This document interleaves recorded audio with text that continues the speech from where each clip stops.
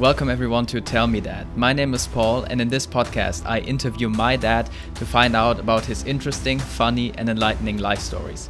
So if you're interested in learning from my dad, then stay tuned. Hello, Paulino, or as they say in Brazil, bom dia, Paulino, como vai? And you have to say, tudo bom. Tudo bom.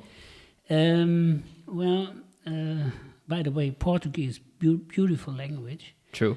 And so I enjoyed that very much. And last time I gave you a little overview about my getting into Brazil, how I the wild story, how I signed my contract, and how I got to that job as the vice president of this beautiful big machine tool company in Sorocaba near Sao Paulo. By the way, Sao Paulo at that time was a 22 million people city. It was just huge, unbelievable, you know. And you see, sometimes we went to Interlagos, which still is actually, the Formula One racing track. And from there you had kind of an overview over Sao Paulo, and it was just a never-ending ocean of skyscrapers, buildings, unbelievable, you know. So, and Sao Paulo was, it was a nice city, you know. I mean, if you stick to the rules, if you stay in the areas where you or that have been recommended to you, then it's okay. If you try to be the big shot, you know, and try to investigate a little bit and try to get into the side street and or follow the girls, you know, which is really dangerous, then, I mean, you can get into mischief, you know.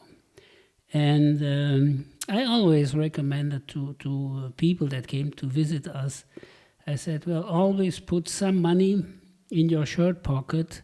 So if you get into a holdup, just give them the money and then they're going to leave you alone. The worst that can happen is if you say, I have no money. No good, I tell you. Yeah. Really no good. Anyway, so, well, it was a 1982, which is quite some time ago, you know. And at that time, Brazil was a country that was, it had a military government and the borders were closed. Inside Brazil, they were always trying to sell their own products. Only a few things have been imported. And so, for instance, a washing machine, I mean, that was a piece of luxury, you know. Mm-hmm. They built one in Brazil, but I mean,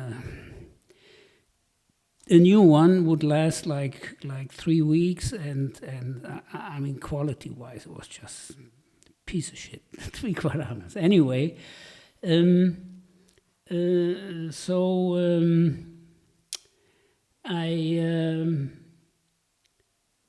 stayed in Sorocaba. Sorocaba is a city with 350,000 people at that time, 350,000 people. It was real nice, you know, nice and clean and safe. That was important, safe. And there were many German companies in Sorocaba, and one of these companies was the Engrenasa Máquinas Operatrices. That was this setup with these 4 German machine tool companies that I've been working for. So anyway, I found my way to Sorocaba, and now it was about how can I find a place to live for me and my ex-wife. And during the first 2 weeks, we learned that she was pregnant. So okay. that was for me, it was a nice surprise, because at that time I was in my what was it, 32? I was 28 years old. And it was about time, for first son. And so I had to find an adequate place that was big enough, that was nice enough, and it was safe. And so I could concentrate on my job, and my wife and my little son could be in a safe environment. So we talked to some people, and we met this one little guy. He was really a little guy. He was about 1.6 meters tall. Okay. But a great engineer. He was working for a German company that made clutches. Actually, at that time, they were the world market leader for car clutches. The name of the company is Luc, L-U-C, Luc. And believe it or not, the name of this young fellow was Muck, M-U-C. So he was little Muck from Luc. Okay, but it wasn't his real name, I guess. No, well, Luc, yes, it was his real name was Luc. But the adding from Luc, that was something that we made up. No, but his actual name was Muck. Muck. Really? Yeah. Wow. Okay. Well, this is the only name that I got to know. Okay. Okay. So he was already 3 years in Brazil, and he was on his way back to Germany because he was there on a 3-year contract. And now for him it was about time to go back home. And he owned a penthouse in a big tower. The tower had 13 floors, and on each floor were 2 beautiful apartments.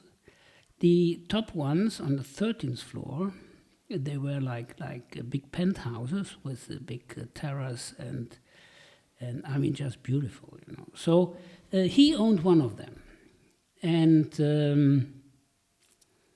he wanted to sell that. But it was kind of risky at that time, because you see a country with an inflation rate of 200%. Imagine 200%. You have to, you have to spend the money faster than you can count it. It's unbelievable.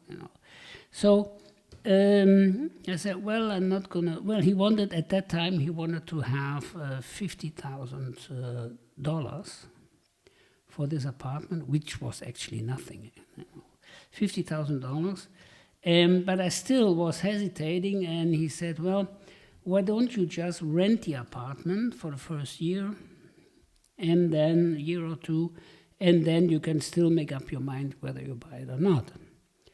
So that was pretty fair, and I rented the apartment or the penthouse for 200 Deutschmarks per month.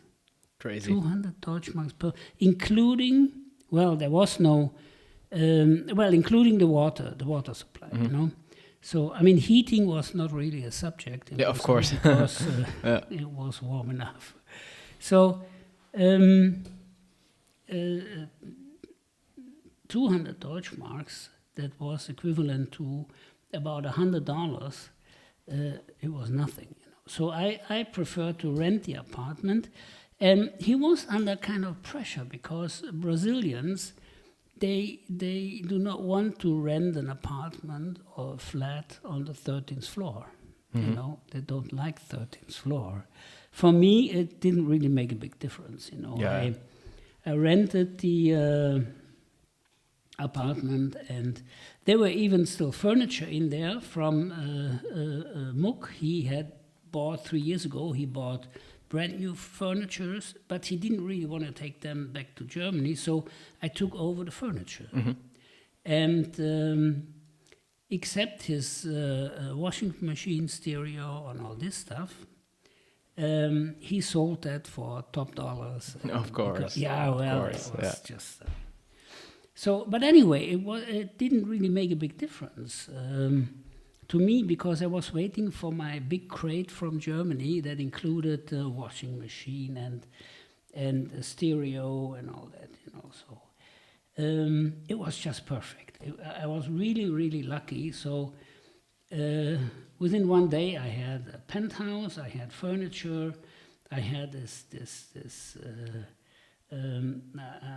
apartment that also included a separate area for a empregada. An empregada is actually a maid that comes in like at 7 o'clock in the morning, leaves at 7 o'clock at night. And we also took over his empregada, a young lady about 30 years old. And she did all the cleaning, some of the cooking, washing and all that, you know. So, I mean, it was like living in paradise, at least for my ex-wife, you know. Okay. So anyway, our empregada, Marilena was the name, but we always called her Mary. As mentioned before, she came from 7 in the morning, stayed till 7 o'clock at night, and our apartment was always spick and span. And but the thing that we still needed was a telephone. And you see, I knew the system from Germany, the system from the United States, which was kind of easy to handle. And now in Brazil, that was difficult, because you had to buy a telephone. And the cost for a telephone was about 2,000 Deutschmarks, Oh, wow. about $1,000. Yeah. That was a complete package, you know. Yeah. And that included the telephone itself, the hardware, the telephone number, and the big advantage was that you could resell the telephone, and depending on the market, you know, you could even make money with it. Okay. So I bought a telephone from Mook. So, I mean, for him it was great, you know. I mean, he got rid of all the stuff that he didn't want to take back to Germany. And I got my telephone and furniture and all that, the things that he was leaving and that I desperately needed. So the other thing that I needed was a car.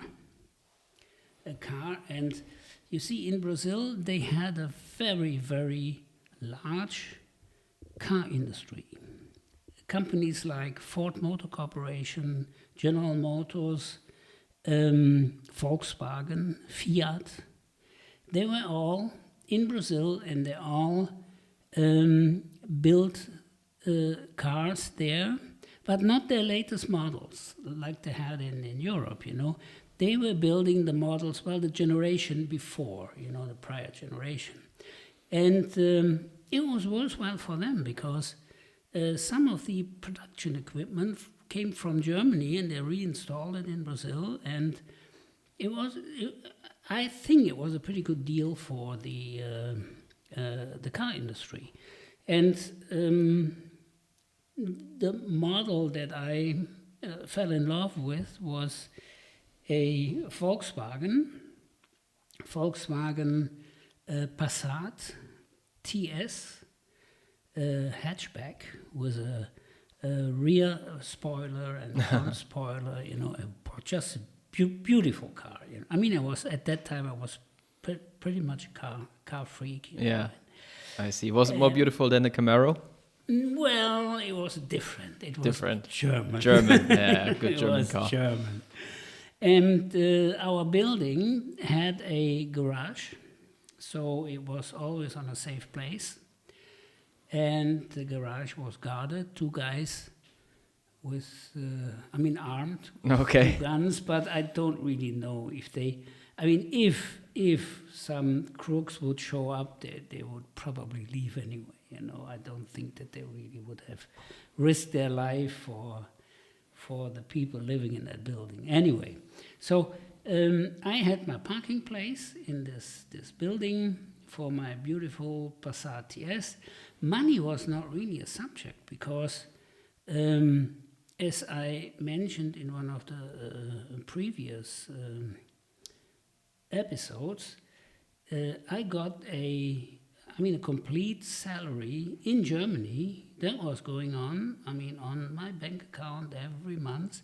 And the same amount I got in Brazil paid out in local currency. And one thing that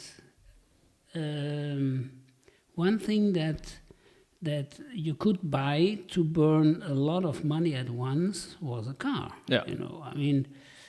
Otherwise, with all the other stuff that was available there, you could hardly burn the money. So during my 2 years in Brazil, I bought 2 Passats. It's amazing. Okay. Anyway, the cost of living in Brazil was kind of low, very low.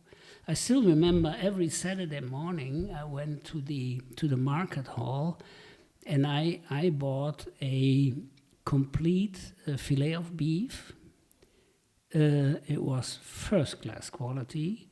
I bought 2 T-bone steaks and some ground beef for hamburgers and some smaller stuff.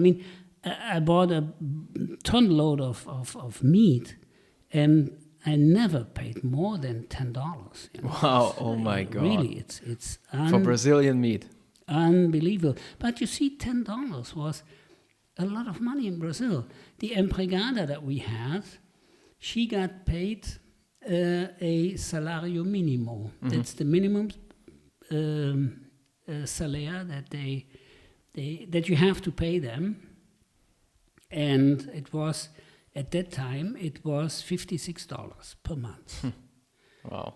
And I, as a German with German mentality, kind of being always fair, I after 2 months, 3 months, I doubled the salary for Marie, and which was not very wise, Okay. because my neighbor, he knocked at my door, and he was actually a state attorney, and no, he was not an attorney. He was a judge, actually, a judge, and he knocked at my door, and he said, "Well, Willie, I hope you like it here in Brazil." And so he was local, Brazilian. He was local Brazilian, okay. yeah. And he was a judge that retired and was now living right next to me. Because this building, it had also a swimming pool and some facilities. It was just perfect, to be to retire. So, and he said, "Well, I heard that you doubled the salary of your empregada." I said, "Well, yeah, $56, it's nothing, so we pay her $112, and she was quite happy about this." And, and he said, "Well, but all the other people in this building are unhappy. Because what your empregada did is, she went to all the other empregadas in the building, and she said, 'Well, I'm working for the best employer there is in this world, and he doubled my salary.' And then the other empregadas, they went to their bosses or to the people they were working for, and they asked for more money. So what you actually created is kind of a revolution. So great. I kindly ask you to talk to your empregada today. Tell her that from tomorrow she gets her salario minimo again, and that's it. And she should go to all the other empregadas and just tell her that was a misunderstanding, and so we're going to sort it out this way. And I hope that you understand. And just the vibration in his voice, you know. Yeah. I tell you, I got some goose pimples on my arm, you know, and I said, well, I mean, I didn't know this is, you know, different country, different cultures, and of course, we'll do that, and I don't want to start a revolution here, and no. I'm going to talk to her today, and please count on me, problem will be solved tomorrow.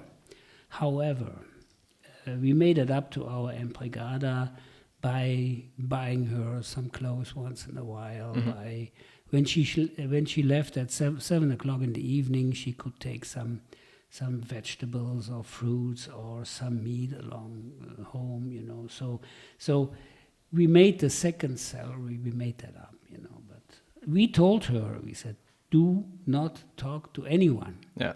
If you talk to anyone, I am in deep shit. Yeah. But she was sticking to that agreement, and she was kind of happy, you know. So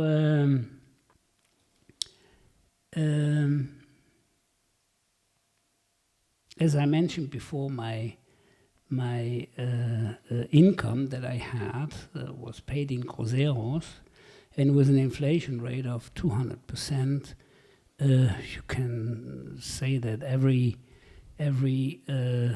month you lost about 15% of value. You know, you cannot really imagine. So business contracts, they were all based on U.S. dollars. You know, U.S. dollars. In some cases on Deutschmarks, but mostly on U.S. dollars. And that worked out pretty well, you know. I mean, I got sometimes a little bit confused when I went to a shopping center and they had like a sweater on sale for like 2,000 cruzeros, and as a special offer, they said you can pay it in 3 installments. Okay. So that was actually a good deal, but you see... For you, yeah, but for them it's quite stupid. Yeah, but you see the 3 installments, I mean, if you buy a lot of things on that basis, I mean, you have to keep up with it, you know. Yeah. So what I always offer to them is, I said, well, why don't you give me a 10% discount now? And then instead of the 3 installments, you know. Which was a good deal for them, you know. But right. No, they would never go for that. It was too complicated, you know, somehow too complicated. So you took the installments? Well, I took the installments, or I just left it, you know. I mean, but it was. I mean, you have to get used to that. You know, it's a totally different world. It was not Germany. It was not the United States. It was Brazil. You know, but the people were nice and great and generous, and it was just perfect, you know. And my ex-wife at that time, she spent her day with the other ladies from other Germans or Americans or British people. They went to the country club, they met there, and they could play tennis or go swimming or go shopping, or I mean, these girls were also living in paradise. Yeah, I see. So, but it was good. So I could concentrate on my work, and it was fair, you know. Now the company I was working for, brand new building, you know. Beautiful, big office with, the office I was working in was a big office, one big room with dividers, you know, and we had an engineering area, a marketing area, a sales area, and there was also one fellow from Germany.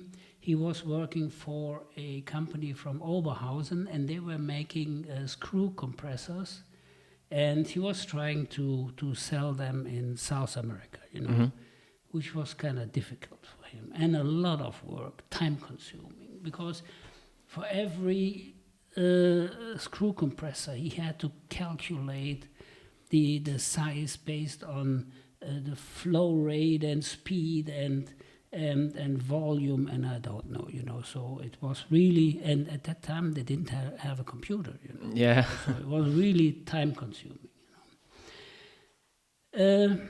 Well, I did my work,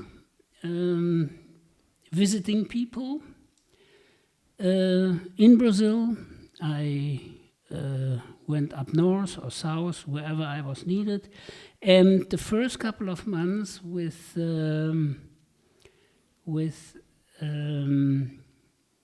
a translator, which didn't really make me feel very comfortable, because it was, you could not really build up this relationship, between customer and yourself. So I really pushed my language capabilities. I had private lessons twice a week, and so after 6 months, I was ready to really go to visit customers myself, and they liked it very much, because when other companies came in with their translator, and I came in and I talked to them in local language. Yeah, that's great.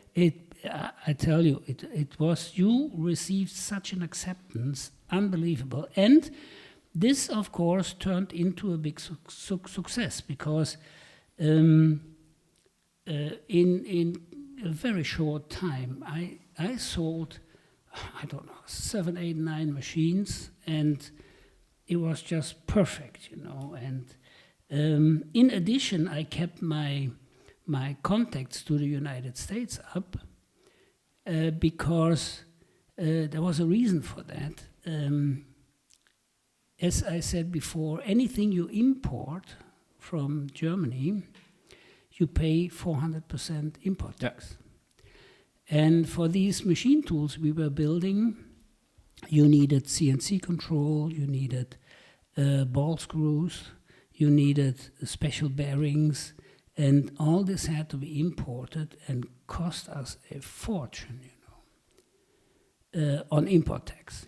So there was one way to kind of bypass that, and if you sell one of your machines, if you export a machine, then for the value that you export, you could import parts without any tax. Okay.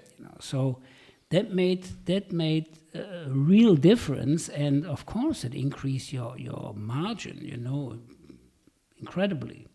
So I kept my contacts to the United States, and within a few months we managed to sell some machines to the United States, and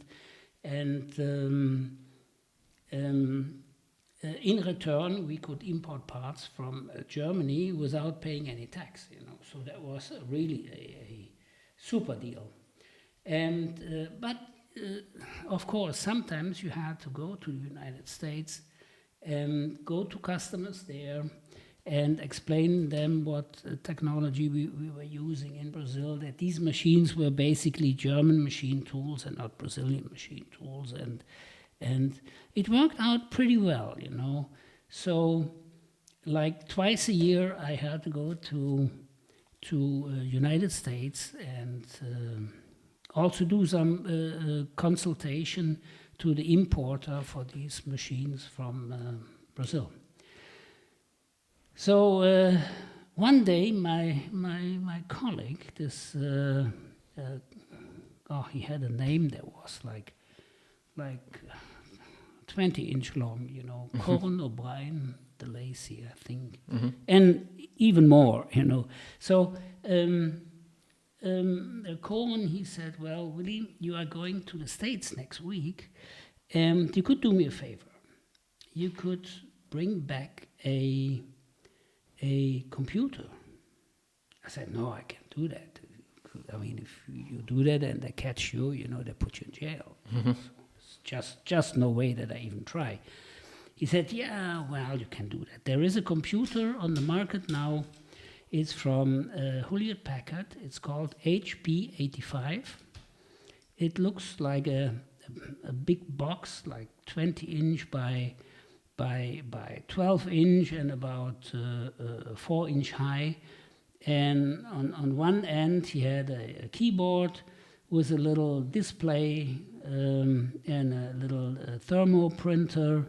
It was, I mean, a masterpiece of engineering. It was the first real computer for industrial use, you know. What could you do with it? Well, what he wanted to do with it was, he said, well, I know how to do basic language, I mean the programming language, basic. And with this language, I can write programs for my screw compressors. So I just put in some parameters, push a button, and the thermoprinter prints out the size and the model of screw compressor that I need for this particular project. You know, it's going to save me days and weeks and months of work, you know. Well, I think in reality he was just lazy. But anyway, but anyway, I said, well, but I can't do that. I cannot just bring a computer back into Brazil here, you know. So he said, yes, we're going to do it the following way. You buy the computer in Chicago. You're going to go to Chicago. You buy the computer in Chicago. And you can come through customs in Sao Paulo, and we're going to involve a despachante, which is a guy that you always hire when you have to do special deals. When you do illegal things. No, you cannot.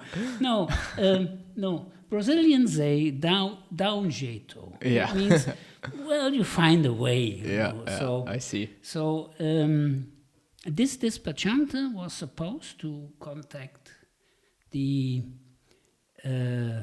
custom people and make arrangements when Willie comes back from the United States, and he has this big bag on his shoulder, you know, which says HP 85, you know.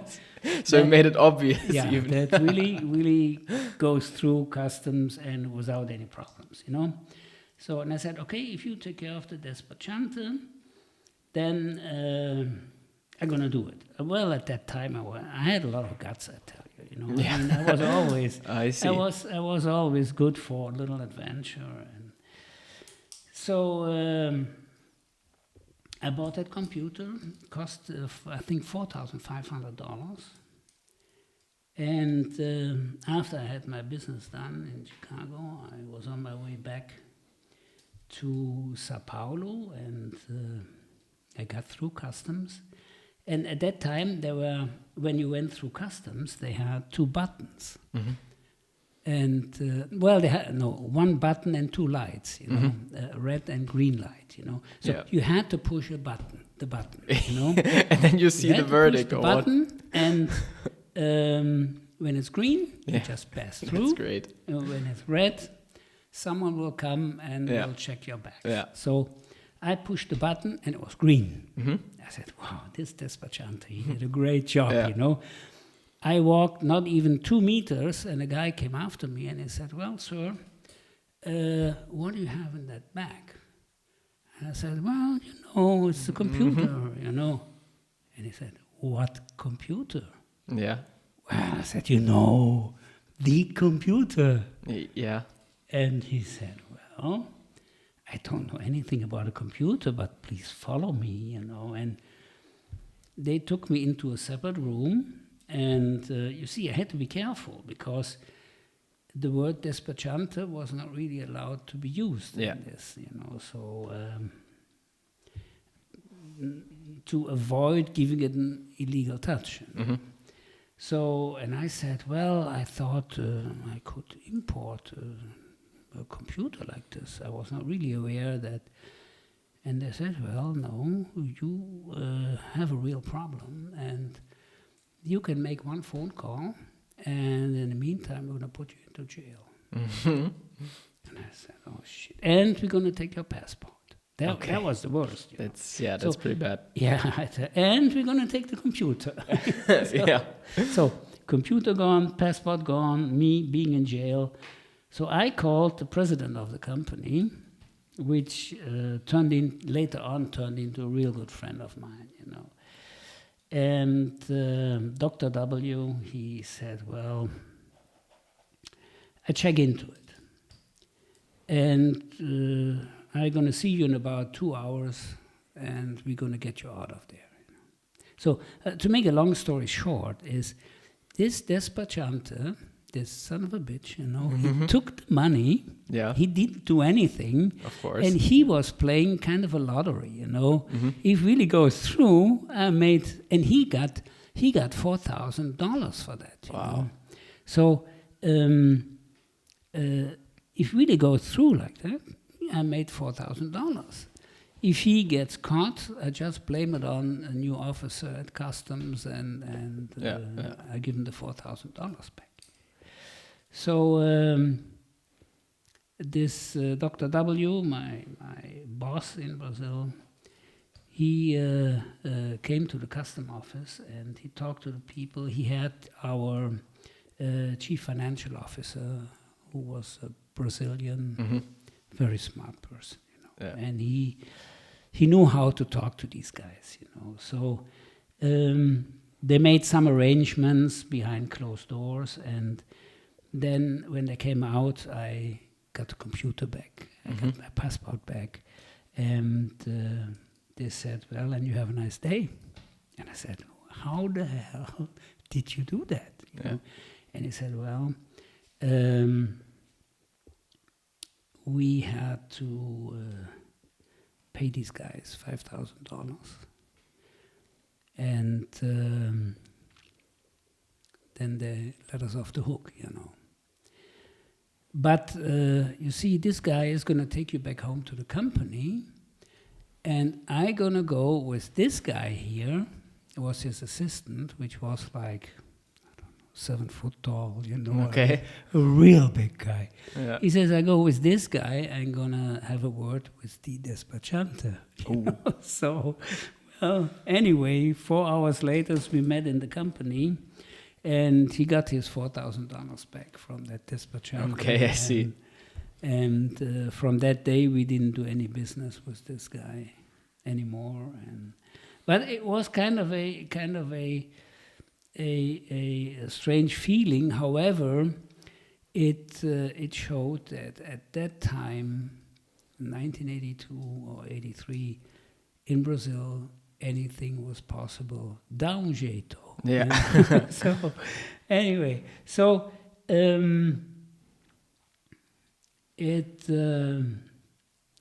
it was one of the first adventures I had to go through, and I got settled down in Brazil. My wife had fun my ex-wife had fun at a country club with all the other ladies, and I mean, life was good. I had a great car and great apartment and great friends, and in the evening we met at a lanchonette that was like a bar, you know. We had a few beers or caipirinha. Of course, know. yeah. Well, I mean, you have to be careful, you know. I mean, in Brazil you can get addicted to alcohol so easily, you know, because like a caipirinha, it doesn't taste like alcohol. No, it doesn't. Know? It tastes like I want one more. Yeah, you know? yeah. Anyway, Right. So it was a great life, and so after we were there 9 months, the big day came, and my older son, Andreas, he was born, but this story I'm going to tell you in our next episode, and I tell you, it's not going to be a boring one. It's going to be a lot of fun. Okay. I believe that. Great. Yeah. Cool. Take care. Até a próxima vez. Até a próxima. Hasta la próxima. Yeah. Whatever. Yeah. Okay, take care. Take care. Thank you everyone for listening to this episode. I hope you enjoyed it and learned something from my dad. If you're interested in how his story continued, then make sure to tune in again next week for some more lessons. Also, make sure to share this podcast with your family and friends. I would love to see you again next week. Until then, have a good time.